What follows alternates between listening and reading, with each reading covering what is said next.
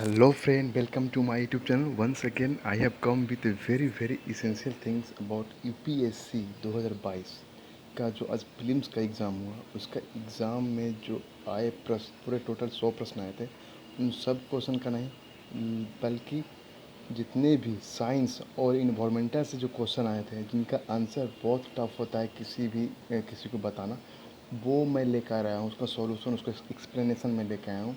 कृपया कर उस शुरू से लेकर अंत तक सोच देखें, क्योंकि पूरे मिलाकर यहाँ लगभग 25 क्वेश्चन आए थे जो इन्वायरमेंटल और साइंस से थे, जो बहुत वाइटल रोल एक्ट कर रहे थे।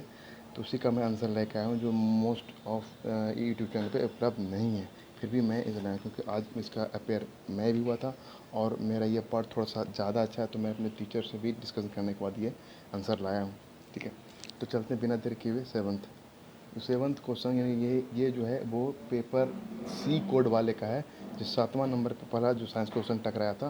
वो पहला क्या बताता है कि which one of the statement best describe the B cells and T cells, B cells और T cells in the human body. इसके बारे में बताना है कि कौन सा कथन सही है। क्या the protect the body from environmental allergies, या फिर they alleviate the body pain and inflammation, या they act as immunosuppression in the body, या they protect the body from the disease caused by the patient. ये 7th का मैं question डाला हूँ। इसका जो सही आंसर होगा वो यही होगा कि डी, कि of course they protect the body from the disease caused bye pathogen. इसका सही आंसर कौन होगा? डी, 7th का डी। ठीक है, अब बात करें 8th का। 8th में क्वेश्चन आया है कि दिए गए तीन कथन में कौन सा कथन सही है। कि पहला, कि इसका अगर Hindi part other than those made by humans, nano particle के बारे में, कि कौन सा नैनो पार्टिकल के बारे में कथन सही है। कि nano particle do not exist in nature, nano particle of same metallic oxides are used in the manufacture of some cosmetic, and nanoparticle of some commercial product which into the environment are unsafe for humans। ये इसका सही answer क्या होगा ये बताना है। तो इसमें अगर मैं ऑप्शन में बताऊँ तो इसमें अगर डी, 2 और 3, यानी कि इसका सही आंसर है 8 का, वो डी होगा।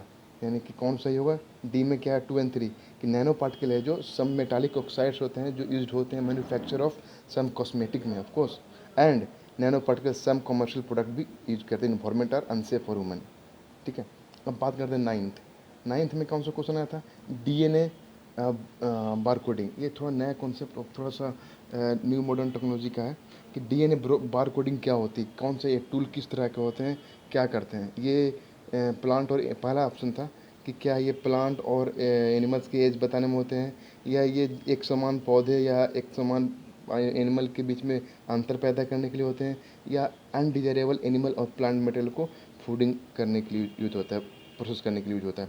इसका सही आंसर में बात करूँ, सही आंसर होगा 2 और 3। तो कौन है 2 और 3 में? डी। तो ऑफकोर्स इसका भी आंसर डी होगा, यानी कि 9th का डी होगा। ठीक है, तो डी मार दें इसका आंसर कि हाँ ये डी, मतलब 2 और 3, ये 2 और 3 सही है। सही है। अब बात करें 10वां। 10th क्या कर रहा है? Carbon monoxide, nitrogen oxide, ozone और सल्फर डाइऑक्साइड। बताइए कि कौन एसिड रेन से इम्पैक्ट। ये तो इतना ईजी क्वेश्चन है, कह रहे हैं यूपीएससी पीसीएस एग्जाम आता रहा है, तो इसका सही आंसर बिना देर किए ईजी, वेरी ईजी वे में कि नहीं, इसका सही आंसर होगा वो होगा आपका बी। यानी कहने का मतलब 2 और 4, यानी कि नाइट्रोजन ऑक्साइड और सल्फर डाइऑक्साइड ये एसिडन का प्रमुख रूप से कारक है। अगला क्वेश्चन है, ये हिंदी पार्ट में, इसको आप देख लीजिए हिंदी में। मैं सीधे स्लाइड कर ऊपर कर रहा हूँ ताकि आपको अगर लगेगा तो वीडियो रोक करके देख लीजिए। अगला क्वेश्चन है 51, क्लाइमेट एक्शन ट्रैकर। ये इसके बारे में बताया कि है क्या।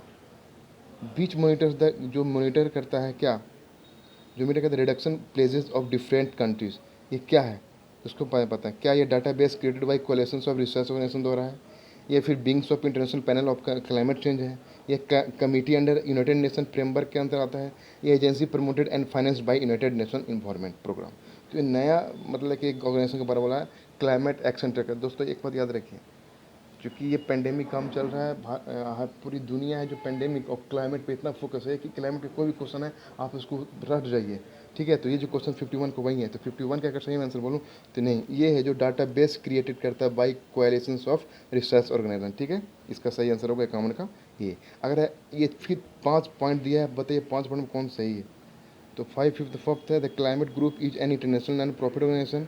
The international energy agency in partnership with the climate group EP100 देखिए, EP100 this is totally unknown thing. EP100 this is a new term in environmental things, ठीक है। EP थर्ड है EP100 brings together leading companies committed to driving। और चौथा जो option है कि some Indian company are member of EP100 और the international energy agency is the secretary of under to condition. इसका सही आंसर होगा दोस्तों, क्योंकि 11 नंबर है, 51 है। इसका सही आंसर है वो है कि 1, 3 और 1, 3 एंड 4 सही है। यानी कह सकते हैं कि पहला कि ये और क्लाइमेट ग्रुप एक इंटरनेशनल नॉन प्रॉफिट ऑर्गेनाइजेशन है, और तीसरा कि EP100 ब्रिंग्स टुगेदर, ठीक है। थर्ड की भारतीय कंपनी भी फोर्थ सम इंडियन कंपनी भी EP100 का पार्टिसिपेट करती है, ठीक है। अगला बात करते हैं, yes, if rain forest and tropical forest are the lung. कहा जाता है ना कि ट्रॉपिकल फॉरेस्ट और रेन फॉरेस्ट जैसे कि अमेजन जगह वो अगर लीवर है, लंग्स और फेफड़ा है अर्थ का, तो ये भी कहा जाता है कि वेटलैंड आर्द्र भूमि है जो किडनी है अर्थ का। तो किस परस्पेक्ट में बोला जाता है कि हाँ ये वाला बात सही है कि किडनी है वो ये वेटलैंड? तो बताइए, पहला कि the water cycle in wetland involve surface run off. दूसरा, algae from the nutrients base upon which fish सर्कस्ट्रियन मॉलिक्यूल्स बर्ड्स आती है कि wetland play vital role in maintaining sedimentation balance. और चौथा, aquatic plant absorb heavy metals and excessive nutrient. इनका सही answer हुआ डी। ये 53 का सही आंसर डी होगा, जो बताता है कि जिससे किडनी जितने भी प्रकार के अशुद्ध पदार्थ लिक्विड से छीन करके आपको पेशाब के द्वारा किडनी के निकालते हैं। उसी तरह ये भी है जो एक्वाटिक प्लांट इसके जो होते हैं, जो जितने मेटल्स और एक्सेस न्यूट्रिएंट्स है वो एब्जॉर्ब करते हैं। तो अगला क्वेश्चन है कि 54 का, कि in the context of WHO air quality guideline. अब देखिएगा क्या क्या कौन सा टर्म सही है कि the 24 hours mean PM 2.5 should not exceed 15 mmHg। दोस्तों ये PM, ये जो पॉलेटेड पार्टिकल है उसके साइज के लिए बताता है कि एक PM आपको बता दें कि PM का फुल फॉर्म जो होता है वो होता है पार्टिकुलेट मैटर।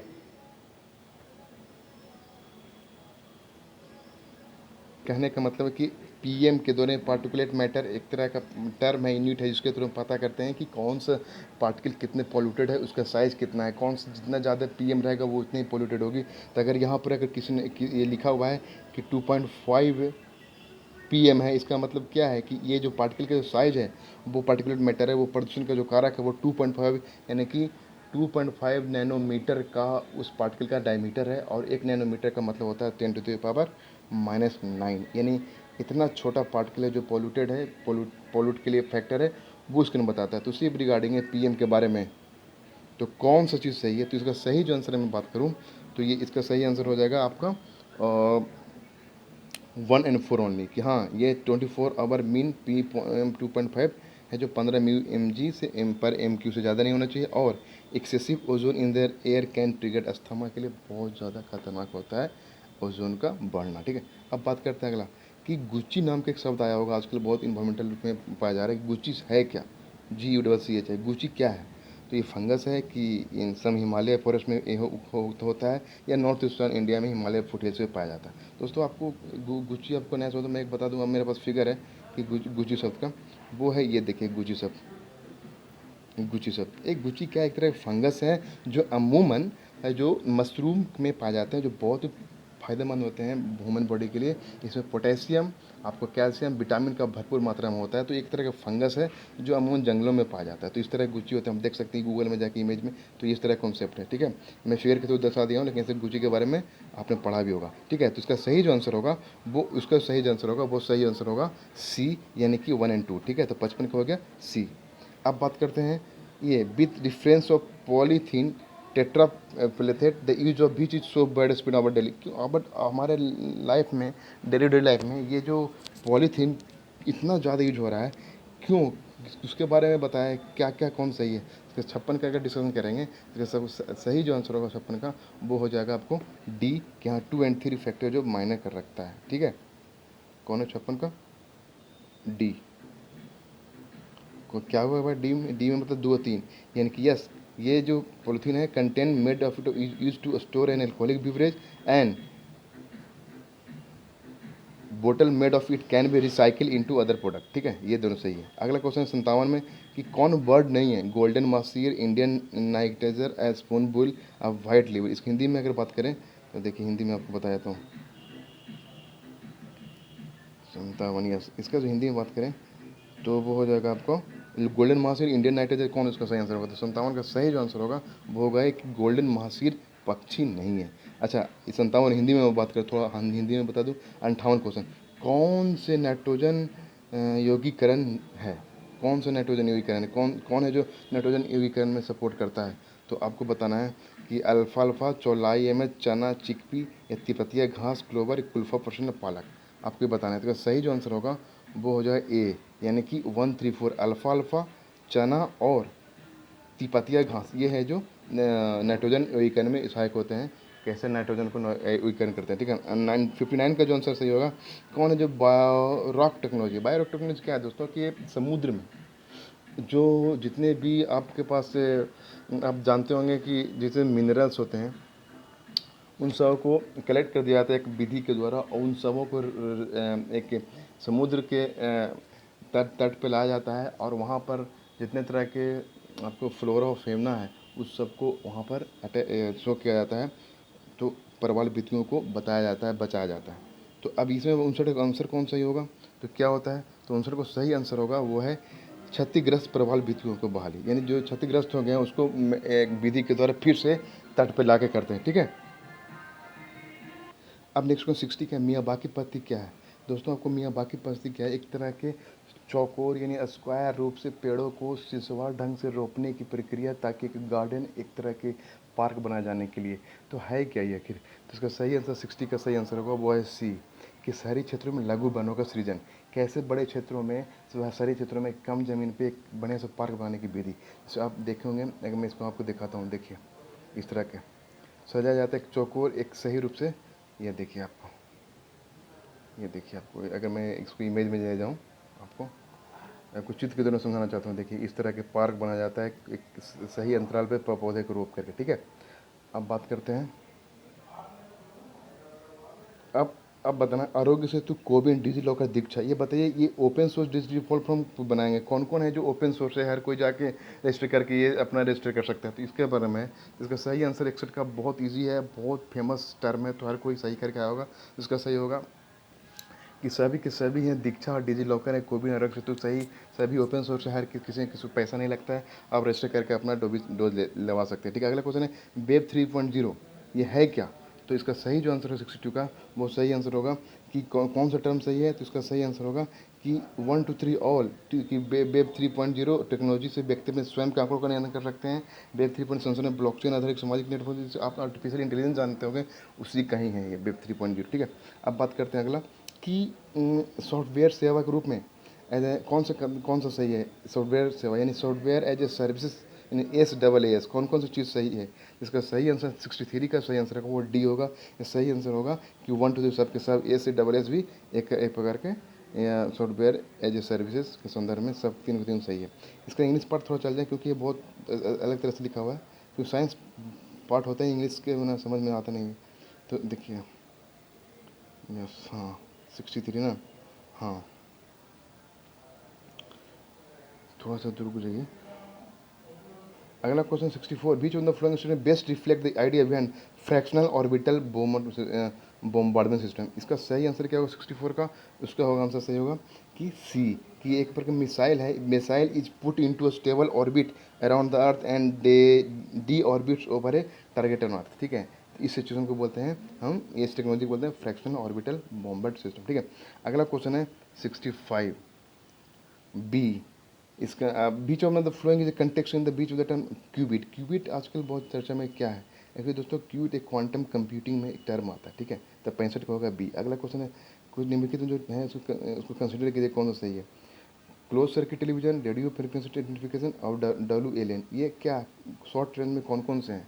उसका सही जो आंसर होगा वो होगा आपका तीन का तीनों है जो शॉर्ट रेंज है। इसका सही आंसर कौन होगा? डी। ठीक है, अब बात करें 67, by film can for medical impact, by film in by film के बारे में कौन सा कथन सही होगा? इसका सही जो आंसर होगा वो आपका ये भी तीनों तीनों सही होगा। ठीक है, यानी कि ये 66 का भी डी, 67 का भी डी, ठीक है। अब बात करते हैं 68। Consider following the respect of probiotic. ये किसके बारे में है? तो प्रोबायोटिक के बारे में कि क्या बैक्टीरिया ये दोनों से बनता है, या organism probiotic found in foods में पाया जाता है, या probiotic help in digestion of milk, ये बात है। तो कौन सा सही आंसर होगा? इसका सही आंसर होगा इसका सही आंसर होगा सी नंबर, यानी कि 1 और 3 सही है। प्रोबायोटिक है जो बैक्टीरिया इस दोनों में बनता, और probiotic help in digestion of milk, ठीक है। अगला क्वेश्चन 69 है, क्या कोविड-19 के बारे में, कोविड-19 पैंडेमिक में एक वैक्सीन मैन्युफैक्चर होता है, उसके बारे में कि जो बारे में दिया गया कोविड-19 वैक्सीन के बारे में, वो कौन सा करना चाहिए? कि the serum institute of India covid vaccine name Covishield, very easy है कि कौन सा क्या क्या, ये आप 3 टर्म को पढ़ लीजिए और बताइए। इसका सही आंसर होगा कि गलत बात है। कोविड-19 में वैक्सीन नेम कोविशील्ड है, वो एमआरएन प्लेटफॉर्म में किया गया है, सीरम नहीं बल्कि भारत बायोटेक है। इसका सही जो आंसर होगा वो हो जाएगा आपको कि हाँ, स्पुतनिक भी ये जो वेक्टर बेस है, बेस प्लेटफॉर्म है, और ये कोवैक्सीन पैथोजन बेस, यानी कि ये होगा बी, ठीक है। अब बात करें लास्ट क्वेश्चन जो environmental, if a major solar storm in solar flare both reaches the earth, which of the following are the possible effect, earth पे कौन सा इफेक्ट करता है? तो सही जो आंसर होगा वो हो जाएगा इस 7 टर्म है।